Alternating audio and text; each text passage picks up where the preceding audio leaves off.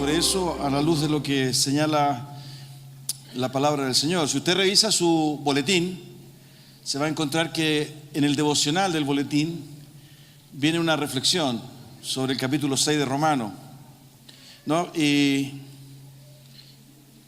me gustaría que lo leyéramos. La verdad que no es muy largo y es algo novedoso leerlo juntos, ¿no? Porque no sé si después ustedes lo leen, ¿no es cierto? Pero fíjese, el versículo central es: pues hemos muerto y fuimos sepultados con Cristo mediante el bautismo.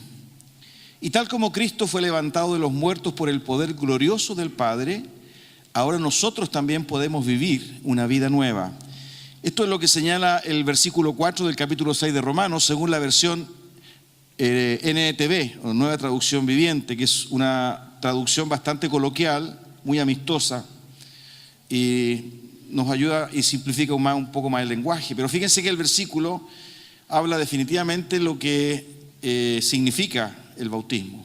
Habla de haber sido sepultados con Cristo, pero también el hecho de identificarnos para una nueva vida. Y el devocional dice: hoy, una vez más, nuestra iglesia es testigo de la celebración de bautismos y damos gracias a Dios por ello, porque precisamente es uno de sus propósitos.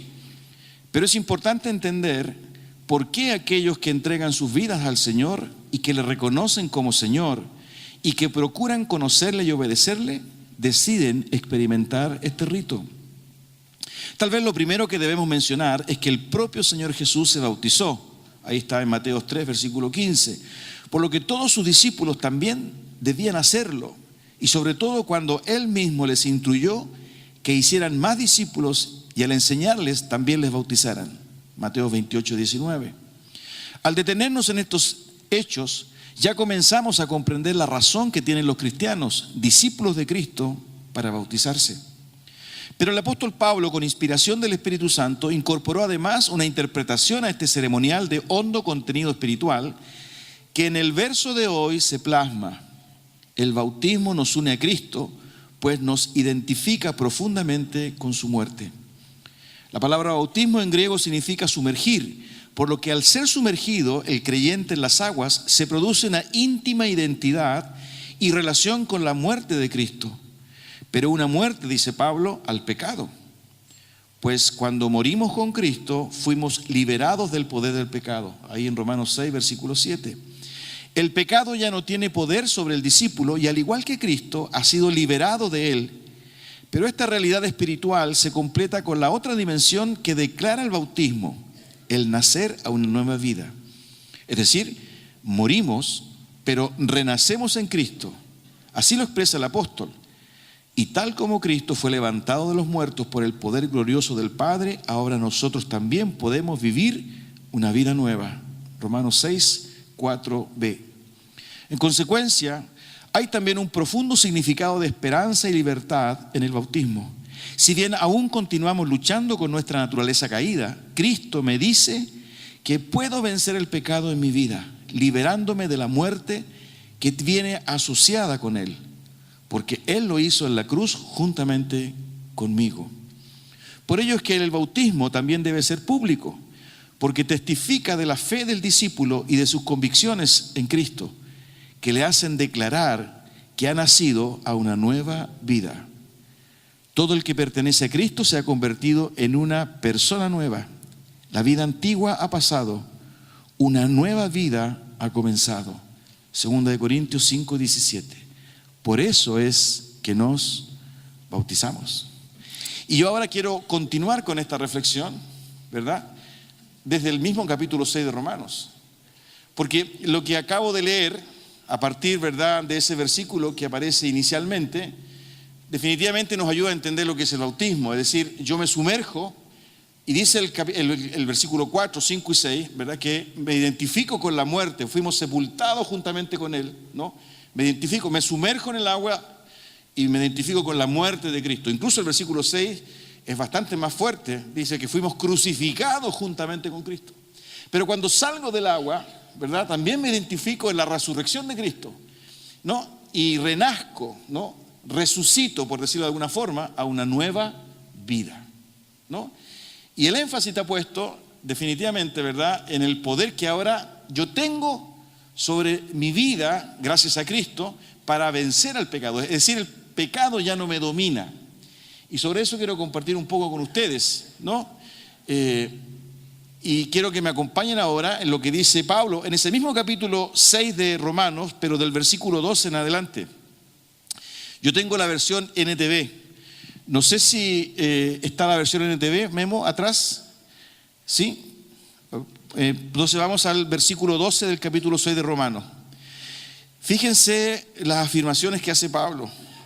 ¿Y por qué es importante entender esto? Lo que yo hoy día quiero compartir con ustedes, que esto que nosotros hoy día observamos, ¿verdad?, que hizo Claudio y Anita, no es el rito por el rito. Incluso es mucho más que el testimonio público, sino que definitivamente, ¿verdad?, tiene un contenido profundo. Tiene un antes y un después, ¿verdad?, en la obra de Cristo en nuestra vida. Y esto que parece tan religioso, un lenguaje tan espiritual, ¿verdad?, que uno lo circunscribe a lo que es la iglesia, efectivamente tiene consecuencias prácticas, cotidianas en nuestra vida todos los días. Es decir, este acto de bautizarnos, ¿no?, esta identificación con la muerte y con la resurrección de Cristo, ¿verdad?, no forma parte de un rito superficial, no forma parte de una religiosidad, ¿verdad?, que se mueve en lo místico o en lo contemplativo, sino que definitivamente, ¿verdad?, leyendo estos versículos uno se da cuenta que la realidad de Cristo, si bien es espiritual, si bien se discierne por fe, es increíblemente sobrenatural porque transforma mi vida. Es decir, mi vida ya no es la misma, definitivamente. Entonces algo, ¿verdad?, que está en el ámbito de lo religioso, de lo místico, de lo espiritual, tal vez un poco lejano, ¿verdad?, para muchos, ¿verdad?, algo así, incluso escéptico, ¿no?, somos escépticos, por el poder de Dios, a través de la fe, cambió mi vida. Por eso que es importante escuchar los testimonios, es importante examinar nuestra propia vida, los que creemos en el Evangelio y amamos y buscamos y queremos conocer y adorar a Cristo, porque ya nada es lo mismo. Esta concepción de nueva criatura, ¿verdad?, de modo que si alguno está en Cristo, nueva criatura es, eso tiene un efecto práctico, el lunes, el martes, el miércoles, el jueves, el viernes, en mi trabajo, en el metro, en el auto, en el supermercado, en la oficina, ¿verdad?, porque algo pasó. Eso es lo que está hablando Pablo, y fíjense, del versículo 12 en adelante, por eso, ¿verdad?, quise leer ese devocional, porque a partir de eso, a partir de ese significado, ¿verdad?, que no queda en lo espiritual meramente, sino que finalmente se traduce, ¿verdad?, en un sentido de vida, en una diferencia de vida, en algo concreto. Y miren cómo lo expresa Pablo. Leo entonces del 12, versículo 12 en adelante. No permitan que el pecado controle la manera en que viven. No caigan ante los deseos pecaminosos. No dejen que ninguna parte de su cuerpo se convierta en un instrumento del mal para servir al pecado. En cambio, entréguense completamente a Dios, porque antes estaban muertos, pero ahora tienen una vida nueva. Así que usen todo su cuerpo como un instrumento para hacer lo que es correcto para la gloria de Dios.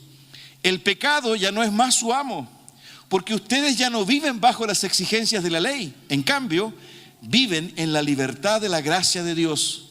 Ahora bien, ¿eso significa que podemos seguir pecando porque la gracia de Dios nos ha liberado de la ley? Claro que no. ¿No se dan cuenta de que uno se convierte en esclavo de todo lo que decide obedecer? Uno puede ser esclavo del pecado, lo cual lleva a la muerte, o puede decidir obedecer a Dios, lo cual lleva a una vida recta. Antes ustedes eran esclavos del pecado, pero gracias a Dios ahora obedecen de todo corazón la enseñanza que les hemos dado. Ahora son libres de la esclavitud del pecado y se han hecho esclavos de la vida recta. Uso la ilustración de la esclavitud para ayudarlos a entender todo esto, porque la naturaleza humana de ustedes es débil. En el pasado se dejaron esclavizar por la impureza y el desenfreno. lo cual los hundió aún más en el pecado. Ahora deben entregarse como esclavos a la vida recta para llegar a ser santos. Cuando eran esclavos del pecado, estaban libres de la obligación de hacer lo correcto. ¿Y cuál fue la consecuencia? Que ahora están avergonzados de las cosas que solían hacer, cosas que terminan en la condenación eterna. Pero ahora quedaron libres del poder del pecado y se han hecho esclavos de Dios. Ahora hacen las cosas que llevan a la santidad y que dan como resultado la vida eterna. Pues la paga que deja el pecado es la muerte, pero el regalo que Dios da es la vida eterna por medio de Cristo Jesús, nuestro Señor. Tengamos un momento de oración. Amado Dios, necesitamos tu ayuda. Necesitamos tu ayuda, Señor, para poder entender, para poder ser exhortados, edificados por tu palabra y por tu Espíritu Santo. Son breves minutos, Señor, y es muy probable que nuestra mente comience, Señor, a divagar. Tal vez más de alguien está con alguna preocupación. A lo mejor ha sido una semana difícil, Señor, y aún, amado Dios, de alguna forma se están masticando los sentimientos, los pensamientos que distraen, que no nos permiten, Señor, que tu palabra nos anime, que tu palabra fortalezca nuestra fe, que tu palabra, Señor, traiga esperanza, que tu palabra traiga paz, que la presencia de tu Espíritu Santo sea real y concreta en este tiempo, en este momento, en este lugar, en medio, Señor, de tu iglesia Cordillera. Tal vez más de alguien, Señor, está pensando en lo que debe hacer la próxima semana. Compromisos económicos, amado Dios, tal vez problemas de salud, exámenes pendientes. Padre Santo, Señor, no sabemos si en los próximos minutos vamos a estar. Por consiguiente, este es un momento clave. Y tú eres un Dios de propósito. Tú sabías quiénes íbamos a escuchar, quiénes íbamos a leer, quiénes íbamos a estar, Padre Santo, expuestos a tu palabra en esta mañana. Por eso, Señor, ten misericordia. Abre nuestra mente. Abre, Señor, este corazón que es tan, Señor, incrédulo, que es tan duro, que muchas veces, Señor, es cómodo, para entender lo que hoy día tú quieres decirnos. Padre Santo, somos tu iglesia. Te amamos y queremos conocerte. Pero ayúdanos, Señor, que nada ni nadie impida, distraiga, dificulte o estorbe, Señor, la predicación, la lectura y la meditación de tu palabra. En el nombre de Jesús. Amén. Hermanos queridos, quise leer en esta versión NTV, ¿verdad?, estos pasajes del versículo 12 al 23, porque la verdad que tienen un sentido bastante coloquial, muy cercano, y que me ayudan a entender, ¿verdad?, algunas cosas que habitualmente resultan un poco difíciles. Porque la verdad que el lenguaje es clave. El lenguaje es clave. Entonces, no es lo mismo decir necio, ¿verdad?, que decir tonto. O decir algún chilenismo que no puedo decir. ¿No es cierto? Claro, cuando no sean necios, ¿no? Cáspita, recorcholis, ¿no? No, el lenguaje construye, también destruye. El lenguaje es poderoso. Por eso es que es importante, ¿verdad?, detenernos en algunas expresiones y profundizarlas con la ayuda del Espíritu Santo, para que podamos finalmente comprender, ¿verdad?, este desafío, esta demanda que Dios nos hace, que no es una demanda cruel, ¿verdad?, de un Dios lejano que nos castiga, ¿verdad?, con latigazos y que nos fija estándares inalcanzables. No es esa la figura, sino que definitivamente, ¿verdad?, es un llamado de esperanza para un cambio poderoso en nuestra vida. Fíjense que incluso si usted en todo lo que he leído, sobre todo la última parte, aparece el concepto de vergüenza, ¿no? En el versículo 21 dice, ¿y cuál fue la consecuencia? Es decir, de la vida pasada, ¿no? ¿Cuál fue la consecuencia? Que ahora están avergonzados de las cosas que solían hacer, cosas que terminan en la condenación eterna. Hoy día están avergonzados. ¿Acaso no es lo que muchas veces hemos pensado de nuestra vida pasada? ¿O me ha pasado a mí nomás? Parece que el problema soy yo.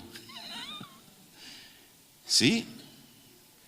Volvemos al pasado y nos acordamos de cosas que hicimos, lugares que visitamos, expresiones verbales que dijimos, actos que realizamos, basura, que nos avergüenza.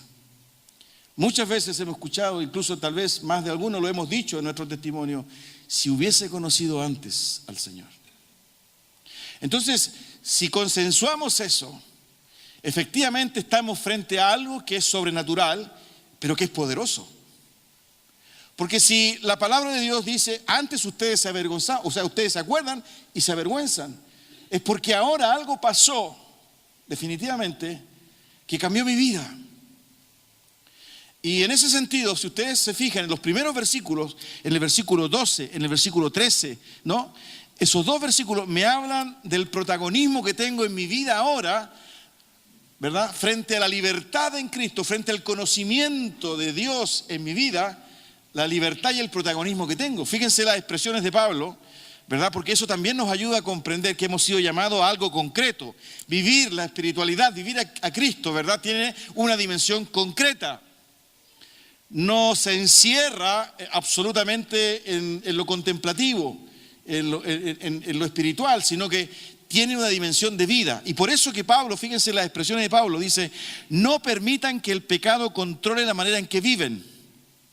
No dejen que ninguna parte de su cuerpo se convierta en un instrumento del mal. Usen todo su cuerpo como un instrumento para hacer lo que es correcto para la gloria de Dios. Es decir, Pablo está apelando a actos de decisión. Pablo, ¿verdad?, está reconociendo que la presencia de Cristo, la presencia de Dios en mi vida, me ha dado un conocimiento que antes yo no tenía. Incluso si uno revisa un poco, ¿verdad?, estas cartas de Pablo, uno se va a dar cuenta que definitivamente, por ejemplo, si vemos en Efesios, fíjense en Efesios capítulo 2, versículos del 1 en adelante, dice, en otro tiempo ustedes estaban muertos en sus transgresiones y pecados, en los cuales andaban conforme a los poderes de este mundo. O sea, antes ustedes no eran conscientes. Antes, ¿verdad?, no había libertad en ustedes. Antes, ¿verdad?, lo que ustedes hacían, incluso hoy día, les es vergonzoso. Antes no tenían el conocimiento de Dios, no tenían el conocimiento de Cristo. Antes, ¿verdad?, ustedes vivían conforme a los poderes, a las costumbres, a los usos, a los hábitos. Antes, incluso ustedes eran dominados, ¿verdad?, por sus propias pasiones. Y ustedes reaccionaban y hacían, decidían, ¿verdad?, antes. ¿No? Por eso que ahora, en el conocimiento de Cristo, en la obra de Dios, cuando yo finalmente recibo esa presencia a través del Espíritu Santo en mi vida, conozco lo que Dios ha hecho en mí, ¿verdad?, es increíblemente cómo Dios me hace protagonista de mis decisiones en una concepción distinta. Ahora sé, ahora tengo conciencia, ahora se me corrió el velo de los ojos y me doy cuenta que hay lugares a los cuales no puedo ir y me doy cuenta que hay expresiones, ¿verdad?, que no puedo decirlas. Y me doy cuenta que hay relaciones humanas que no debo cultivar. Y me doy cuenta que hay hábitos, prácticas, costumbres, ¿verdad?, que no debo tener. Y me doy cuenta, ¿verdad?, que debo perdonar. Y me doy cuenta que debo pedir perdón. Y me doy cuenta que debo privilegiar a mi familia. Y me doy cuenta que no puedo seguir robando. Y me doy cuenta que no puedo seguir mintiendo. ¿Se dan cuenta, no? Ese solo hecho, esa sola conciencia, ¿verdad?, de ahora entender que no puedo hacer lo que antes hacía, me da la libertad de decidir hacerlo o no hacerlo. En otras palabras, la obra de Cristo, ¿verdad?, en la cruz del Calvario, ¿verdad?, eso que pareciera tan inexplicable porque además ocurrió hace 21 siglos atrás, a través de la fe y el poder sobrenatural de Dios que ni siquiera logro entender, me da conciencia de mis actos hoy. Por eso que es tan categórico, ¿verdad, Pablo, cuando él señala y dice, fíjense con la firmeza, no permitan, no dejen, usen todo su cuerpo. No sé si usted lo ha escuchado o tal vez incluso lo hemos dicho, ¿cómo quisiera que el Señor me transformara? ¿No es cierto? Es como que esperamos que aparezca un ángel. Yo siempre hablo de campanita de Peter Pan. Yo soy un poquito viejo ya, Peter Pan lo ubica, ¿no es cierto? Walt Disney, ¿no es cierto? ¿Okay? Hay una campanita que tiene una cosita que toca, así queremos que Dios nos mande su campanita para que nos toque la cabeza y cambiamos. No miro más a una mujer, ¿no es cierto? Porque me cambió, no miro más a una mujer. Ahora amo a mi esposa y la deseo, ¿verdad? Entonces llego a la casa, porque el Señor me transformó, me cambió. Lo que hay en el texto, ¿verdad?, es un proceso de toma de decisiones donde me hago responsable, porque ahora tengo el Espíritu Santo, tengo el conocimiento de la palabra, tengo la presencia de Dios en mi vida. Por consiguiente, cada paso que doy, cada decisión que tomo, cada palabra que digo, cada lugar que visito, cada relación que cultivo, tiene un sentido distinto. Ahora, ¿eso es bueno? Por supuesto que es bueno. ¿Eso es poderoso? Por supuesto que es poderoso. Porque no es este Dios cruel que reprograma o configura nuestra CPU para que seamos autómatas transformados de una manera mágica que nadie entiende, pero que no consideró ni siquiera mi libre albedrío. Por eso que aquí hay gracia y misericordia. Porque si usted va un poco más allá, y voy a usar una palabra que no es de este ambiente religioso, pero que viene del dedo, como anillo al dedo, Dios apuesta por nosotros. ¿Qué significa apostar? Dios cree en nosotros. Yo siempre lo he sostenido, ¿verdad? Increíblemente cómo Dios, ¿verdad?, ha dejado en la iglesia, en seres humanos, hombres y mujeres, el privilegio, el poder, ¿verdad?, la realidad de su conocimiento, de su reino, la predicación de su palabra, la extensión de su reino, en personas que aún luchamos con el pecado. Si Dios no nos viera así, con gracia y misericordia, se lo habría dado a los ángeles. Y lo más probable es que la pega ya estaría hecha ya. Aunque los ángeles no conocen lo que es el arrepentimiento, tal vez, la gratitud. Nosotros sí. Por eso que cuando escuchamos un testimonio, uno se emociona hasta las lágrimas. Restauró nuestras vidas, restauró nuestro matrimonio.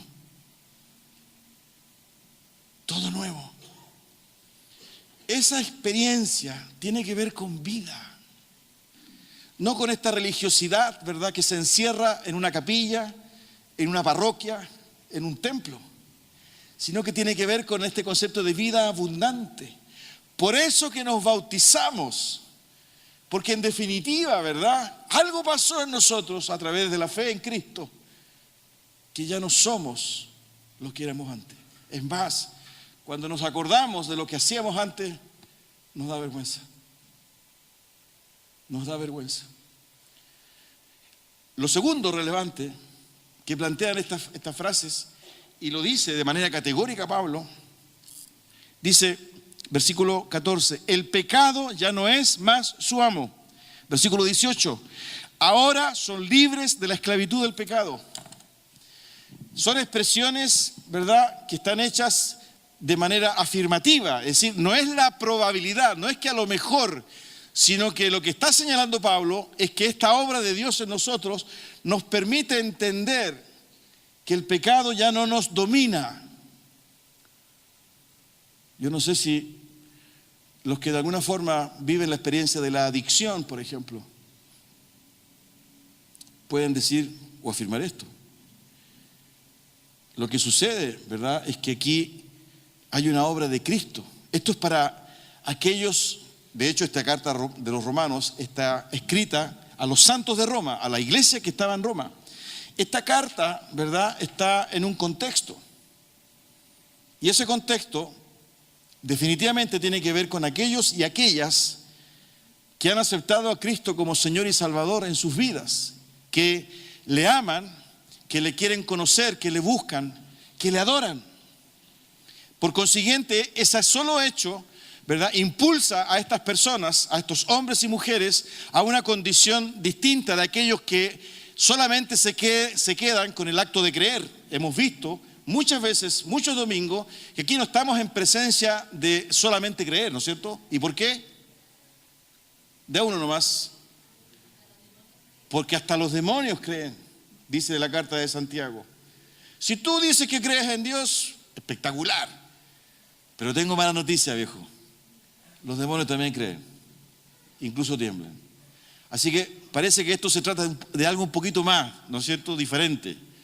Y ahí surge, ¿verdad?, la expresión de Jesús, el que quiera ser mi discípulo, niéguese, tome su cruz y sígame. Entonces, si usted, ¿verdad?, es creyente y no es discípulo, la verdad que esta palabra no es para usted.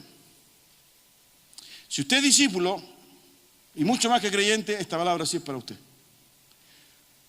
Porque este acto de ser discípulo, de vivir el señorío de Cristo, de negarnos y permitir que el Espíritu Santo vaya edificando en nosotros el carácter de Cristo, lo cual significa una lucha permanente, ¿verdad? Porque significa que hay cosas que debo hacer y otras que no debo hacer, hay cosas que debo decir y hay otras que no debo decir, y eso me genera tensión.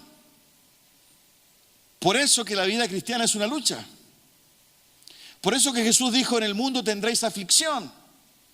Por eso que Jesús dijo, os envío como corderos, ovejas en medio de lobos. ¿No? Este concepto de Juan Stott o de John Stott, suena más elegante, ¿verdad? La contracultura. En ese sentido, ¿verdad?, tenemos que entender estas palabras. Este concepto de que el pecado ya no tiene poder en nosotros es porque precisamente esta realidad del señorío de Cristo en mi vida me permite entender que Dios ha puesto en mí el poder para vencer el pecado. Tengo la capacidad para no mentir más, porque ahora me doy cuenta que esa mentira provoca daño. Tengo la capacidad para entender que soy débil frente a la mujer. Por consiguiente no me expongo, ¿verdad?, ni ando como frívolo coqueto, sonriendo a cuanta mujer se me cruza por el camino, porque sé que eso no es correcto. Sé, ¿verdad?, y me doy cuenta de que ahora las groserías y doble sentido no debieran estar en mi vocabulario, porque ahora me doy cuenta. Y al vivir la experiencia de Jesucristo en mí, ¿verdad?, yo me aflijo, oro y busco ayuda para dejar eso. Ese acto que aflora en mí precisamente es a partir de la conciencia de mi nueva vida, pero también de la convicción de que yo puedo cambiar. Y clamo, oro y pido a Dios que me ayude a cambiar. Ya no es como antes, que no me importaba. Por eso que esta realidad, ¿verdad?, que plantea Pablo, dice, ahora son libres de la esclavitud del pecado. El pecado ya no es más su amo. Aquí no existe, ¿verdad?, esa disculpa que muchas veces, no sé si usted la ha dicho o la ha escuchado, es que yo no soy Jesús, pastor. La verdad que yo soy un ser humano común y corriente. Es más, yo no perdono, yo disculpo, porque el único que perdona es Dios. ¿No? Y reducimos y minimizamos, incluso estamos declarando absoluta incredulidad frente a esto.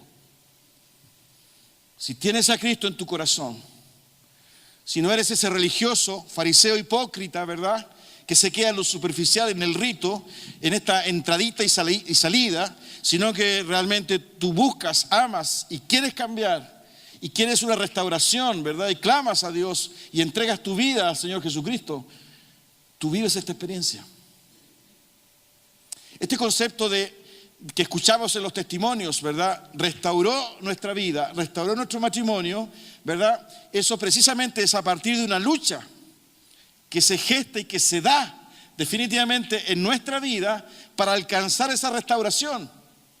Lo que sucede, ¿verdad?, que esa restauración está impregnada de lo natural a partir de mis decisiones y de lo sobrenatural a partir del poder de Dios obrando en mi vida.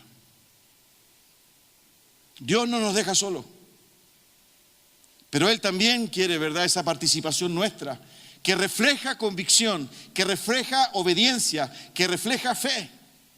Mira que te mando que te esfuerces y seas valiente, no temas ni desmayes, porque Jehová tu Dios estará contigo donde quiera que fuere. ¿A quién se lo dijo Dios? ¿De a uno? Josué, ¿no es cierto? Y ese versículo lo usamos, ¿verdad?, como un versículo ícono para nosotros. Dios está conmigo a donde yo quiera que vaya. Pero no nos damos cuenta que ese versículo comienza diciendo, esfuérzate y no temas. Nosotros queremos, ¿verdad?, la parte más ancha del embudo. Pero hay un proceso, hay una renuncia, hay decisiones, hay intenciones. Muchas veces he compartido, ¿verdad?, definitivamente, que no podemos conocer a Dios si es que no leemos su palabra. Es imposible. No podemos tener intimidad con Dios si no oramos. Y aquí estamos frente a dos elementos que son absolutamente prácticos, pero que definitivamente cuando los hacemos, los vivimos y los intencionamos, comienza a haber un cambio en nosotros. Es increíble. Por eso, ¿verdad?, que esta concepción, ¿verdad?, que hay en estas palabras tiene que ver con un proceso, con una tensión que finalmente se plasma en decisiones. Ustedes pueden. Ustedes han sido hechos libres. Ustedes tienen el poder para vencer eso que los esclaviza. No minimices la obra de Dios en tu vida diciendo que no puedes, que eres una persona común y corriente, que tienes tus limitaciones. No, no es así. Porque significa que no crees en lo que Dios puede hacer en tu vida. Y lo otro, ¿verdad?, que aparece en este comentario de Pablo, es que definitivamente, fíjense cómo lo plantea él, dice, no se dan cuenta de que uno se convierte en esclavo de todo lo que decide obedecer. Uno puede ser esclavo del pecado, lo cual lleva a la muerte, o puede decidir, fíjense, o puede decidir obedecer a Dios, lo cual lleva a la vida eterna. En otras palabras, fíjense, aquí no hay una tercera opción. Una de las cosas, ¿verdad?, que nos complica a los seres humanos es que pareciera ser que el camino del Evangelio es binario, 1 y 0. Nos gustaría que hubiese una tercera posibilidad, ¿no es cierto? Así medio, ni muy adentro ni muy afuera, ¿no es cierto? El cuatrito. Yo siempre, perdone si me repito, uno ya cuando está un poco más viejo se repite muchas veces, así que ustedes me muestran un cartelito, pastor, eso lo he dicho muchas veces. Pero uno tiende, ¿verdad?, a la medianía de la tabla. Uno tiende a la medianía de la tabla. Pero eso que me compromete, me complica. Y me muevo, ¿verdad?, entre dos extremos. Ojalá medio filo. Medio filo significa, ¿verdad?, para los hermanos que son extranjeros, más o menos.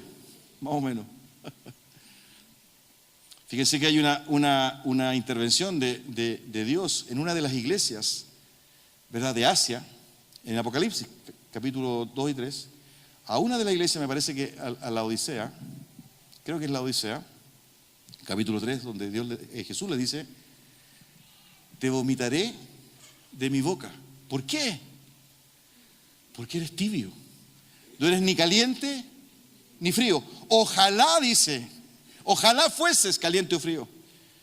Pero por cuanto eres tibio, te vomitaré de mi boca.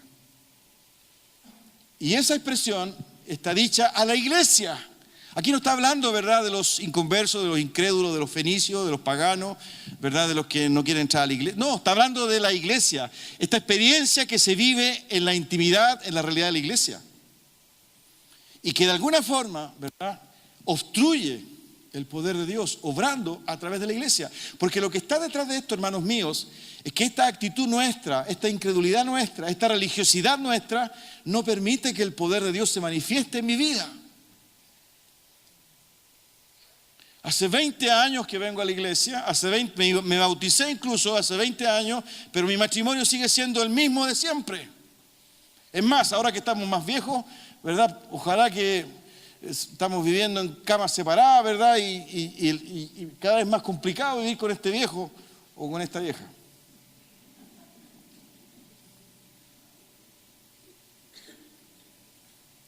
Entonces uno piensa, ¿y cuál fue el plus?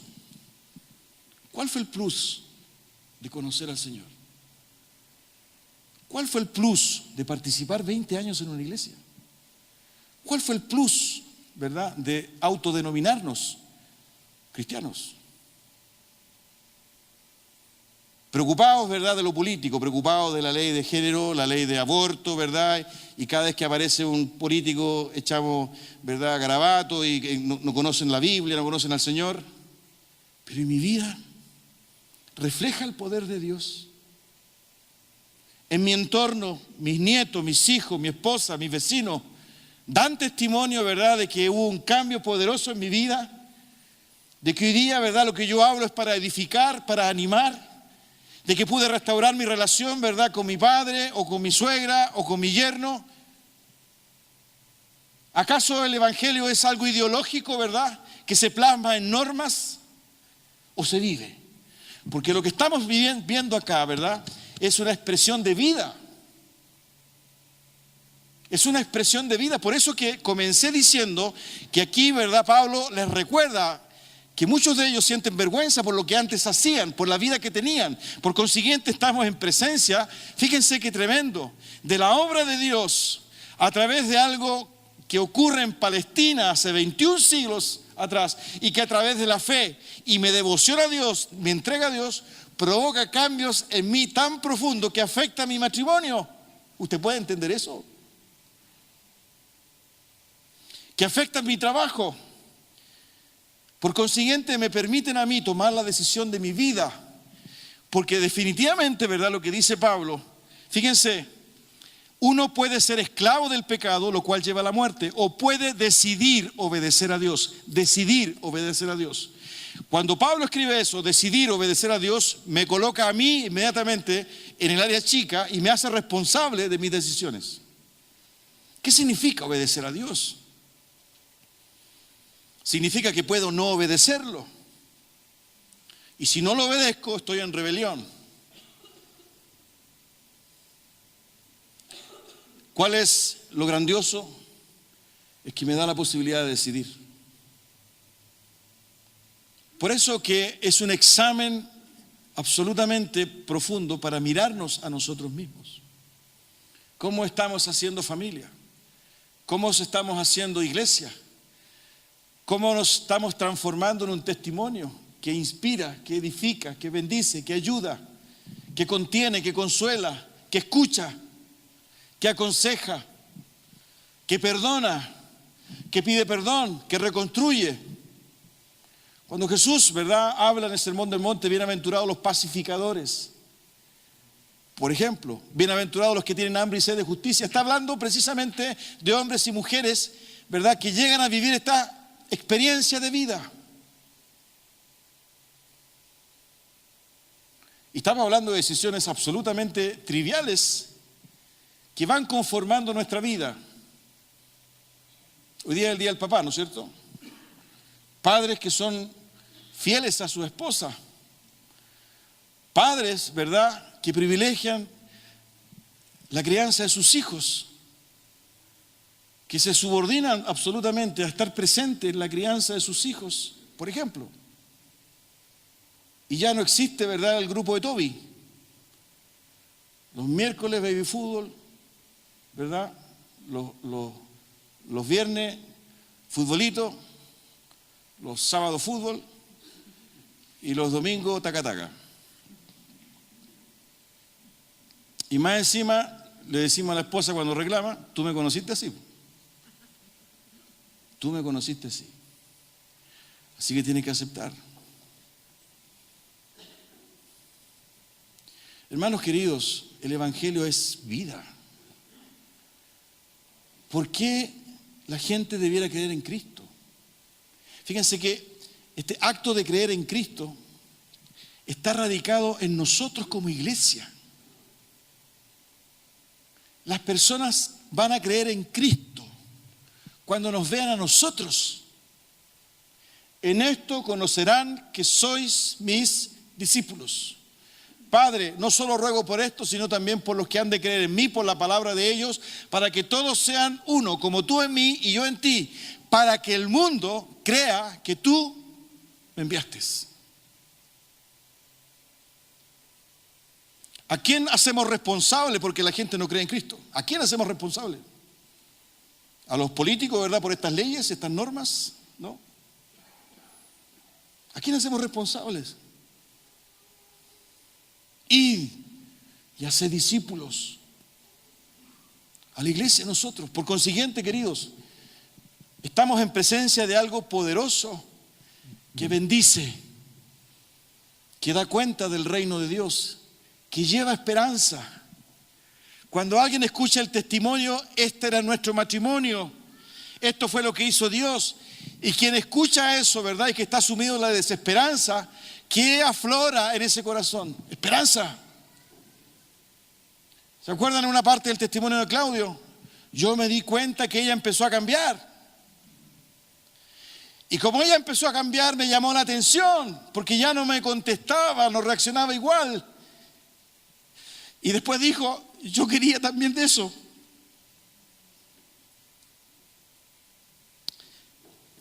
Eso es el Evangelio, queridos. Que quieran a conocer a Cristo, porque nos conocen a nosotros. Yo quiero más de lo que tú tienes. ¿Por qué? ¿Por qué? ¿Qué pasó contigo? Y eso es poder de Dios, queridos. Por eso nos bautizamos. Lo honramos a Él. No es que seamos buenas personas. No, es que usted, pastor, usted cayó del cielo, ¿no? O sea, usted está más cerca de Dios. Incredulidad. Paganismo. Religiosidad. Por eso que el mensaje es enfático. Decide obedecer a Dios. No, yo no puedo. Sí, es que a lo mejor no puedes porque no has entregado tu vida a Cristo. Entonces no puedes decidir obedecer a Dios porque primero quieres decidir tus mismas tendencias, tus mismas pasiones. A esas sí que obedecemos. Por eso que Pablo plantea la lucha, incluso lo plantea desde la perspectiva del cuerpo, presentar nuestro cuerpo. Él lo dice de manera categórica, ¿no? Usen todo su cuerpo como un instrumento para hacer lo que es correcto. Todo lo que yo soy integralmente, ¿verdad? No solo mi espiritualidad, sino que todo mi cuerpo. Porque es santuario de Dios. Porque da testimonio de Dios. Por eso nos bautizamos. Ese es el distingo. Esa es la diferencia.